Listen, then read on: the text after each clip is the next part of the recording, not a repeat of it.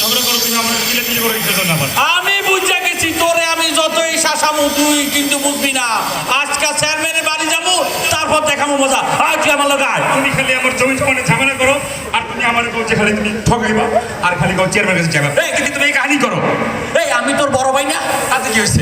আমি তোর বড় ভাই হইয়া তোর লাগে আমি কি না করছি সেটাই কর। আব্বা মরছে মাত্র আজকে 6 দিন। এই 16 দিনের মাথায় তুই আমার লগে সম্পদ নিয়ে ভাগাভাগি শুরু করছো। ভাগাভাগি করবো না, তুমি আমার দখল ছাড়ো না কিছু জন্য সেটা বলো। এই তোর লাগে বলি আমি নিজে পড়াশোনা না করিয়া তোরে পড়াশোনা করাইছি আর তুই আমার লগে জগি।